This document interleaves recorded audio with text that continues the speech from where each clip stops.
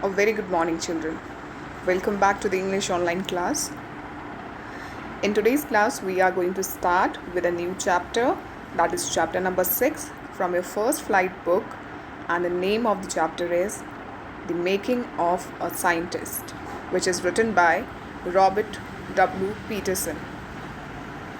Robert W. Peterson was an American newspaper writer who later became a freelance author of magazine articles and books, especially on the topics of sports and scouting. His 1970 Chronicle of Negro League Baseball, titled Only the Ball Was White, was hailed by the New York Times as having recaptured a lost era in baseball history and a rich facet of black life in America. The baseball commissioner at the time, Boy Kuhn, later credited Peterson's book with having focused greater attention on the accomplishments of Negro League players, leading to their admission to the Baseball Hall of Fame. So children, this was all about the author. Now let us move towards the short introduction of the lesson, and after that I'll tell you the word meaning of the chapter and then the explanation of the same. So here is the introduction of the lesson. Richard Albright has received the Searle Scholar Award and the Schering-Plough Award for biochemistry and molecular biology. It was his fascination for butterflies that opened the world of science to him. The story is about Richard H. Albright, who grew up in the town of Reading in Pennsylvania, USA. As he did not have much to do there, collecting things was his hobby. He used to collect butterflies as a child in kindergarten. Let's read how this curious child who collected butterflies went on to become one of the greatest scientists of the world. So this was the short introduction of the lesson. Now let us move towards the word meaning. The first word is assumed, and the meaning is supposed to be the case without proof. Second word is ornamental, and the meaning is serving or intended as an ornament, decorative. Third is sophisticated, and the meaning is advanced. The fourth word is blueprint, and the meaning is a design plan or technical drawing. Fifth is nucleus, which means the central and most important part of an object, movement, or group, forming the basis of its activity and growth. Sixth word is heredity, which means the passing on of physical or mental characteristics genetically from one generation to another. The seventh word is county, which means region. Eighth word is subject, that means a person or thing that is being discussed, described, or dealt with. Ninth word is stack, which means a pile of objects, typically one that is neatly arranged. 10th is viral, which means of the nature of, caused by, or relating to a virus or viruses.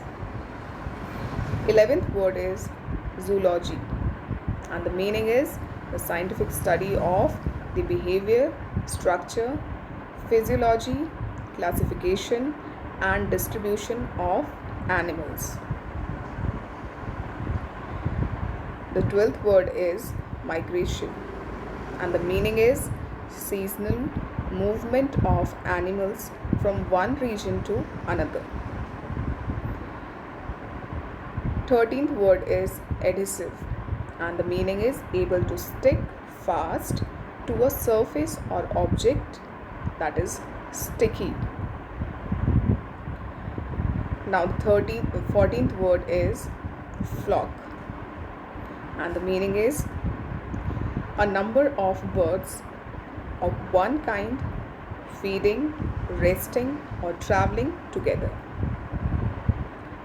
The 15th word is tedious, and the meaning is too long, slow, or dull, or you can say tiresome or monotonous. The 16th word is monarch butterflies. It is a large migratory orange and black colored butterfly that occurs mainly in North America. Now children, let us come to the lesson and its explanation. So here is the explanation of the lesson, the making of a scientist. Let us begin. Richard H. Albright, along with his roommate, surprised the world at the young age of 22 when they explained the theory on how cells work in a paper published in the Proceedings of the National Academy of Science. This valuable magazine had published the work of college students for the first time. For Richard Albright, it was one of the many achievements that he achieved later in his life. He says that all this curiosity started with butterflies. Albright grew up in Pennsylvania and was the only child of his parents. He could have not done much there, as there were very less people living there. He says that he could only do one thing alone, and that was collecting things, as he had no friends to play football or basketball. He had begun collecting butterflies, rocks, fossils, and coins from the time when he was in kindergarten. He also used to keep on staring at the stars and sometimes the whole night, as he was interested in studying astronomy. Albright had always been curious to learn new things and had a sharp mind. His mother used to encourage him to learn. She used to take him on learning trips, used to buy him telescopes and other instruments that would help him in learning new things. His mother was his only friend until he went to school. After he started going to school, his mother would get his friends home. He and his mother used to stay together at night, and they used to do and learn things together.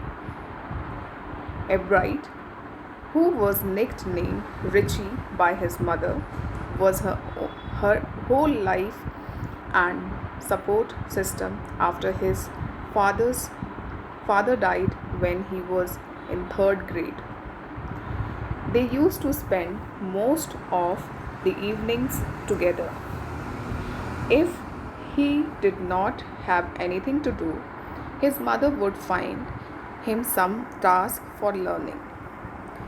He used to like the learning work that his mother used to give him, as that was what he wanted to do, learn about more and more new things. He was a bright student, as he used to score good in class and also was regular in his daily task.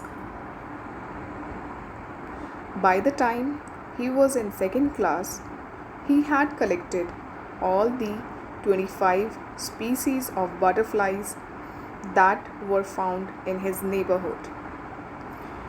He thought that it would have been the end of his butterfly collection if his mother would have not got him a children's book called The Travels of Monarch Ten. The book told how the monarch butterflies migrated to Central America, which was the turning point for Ebright as it turned his curiosity towards science. At the end of the children's book that his mother had got him, the readers of the book were invited to help the study of butterfly migrations. They were asked to tag butterflies by Dr. Frederick A. Urquhart of the University of Toronto in Canada. Richie's mother wrote to the doctor, and soon he was attaching adhesive tags to the wings of the butterflies. The person who would find a butterfly with a tag was asked to send the tag to Dr. Urquhart. The butterfly collecting season lasted for around 6 weeks. The Ebright understood that if he kept on collecting butterflies one by one, he would not be able to collect many. So, the next step he took was that he decided to raise a flock of butterflies in his basement. He used to catch a female butterfly, collect its eggs, and raise them in his basement through their proper life cycles. Then he used to tag the wings of the butterflies and would let them go. There were thousands of monarchs in his basement, growing in different life stages.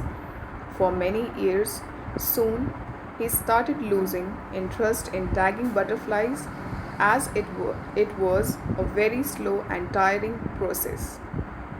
It also did not get him much response. He said that out of the many butterflies that he tagged, only 2 could be recaptured by people, and those 2 were not more than 75 miles away from where he lived.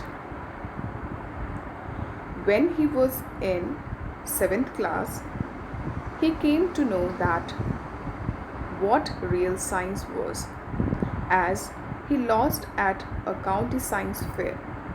It was a really sad feeling for him to see all other people win something while he did not win anything.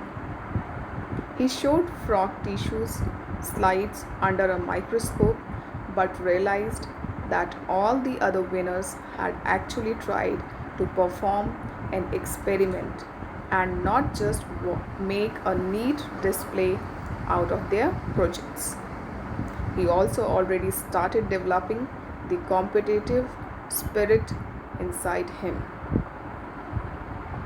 Now he had decided that he would be making a real project for the next year's fair.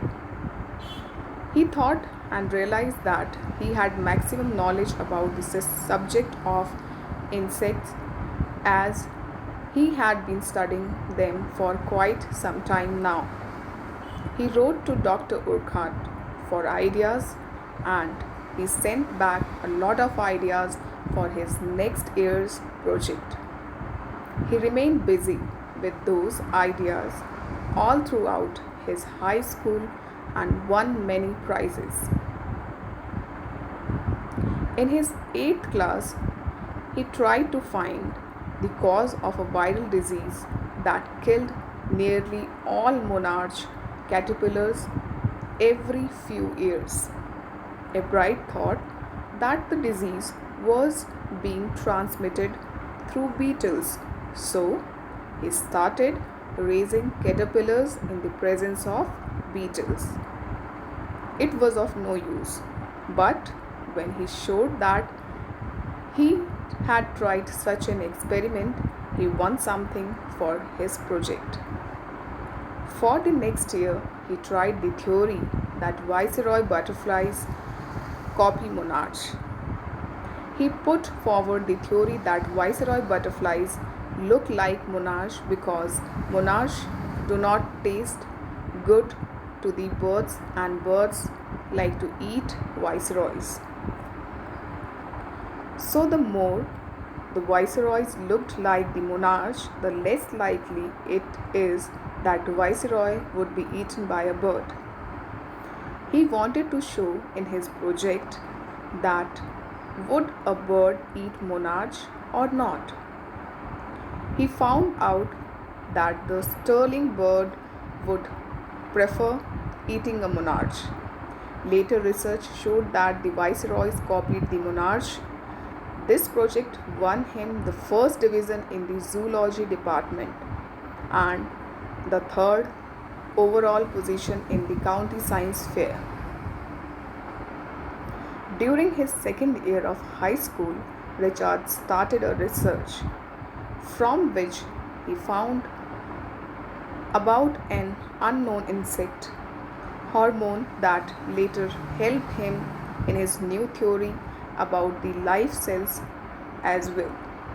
The question from where the research started was very simple as to what was the purpose of the 12 tiny gold spots on a monarch pupa.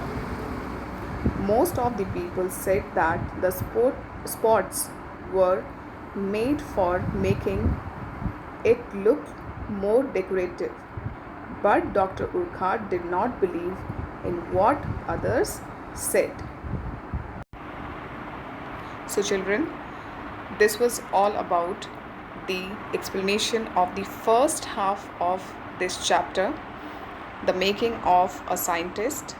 We will continue with the second half of the chapter in our next online class. Till then, you all can continue with reading of this chapter. I hope that you all have understood the chapter till here.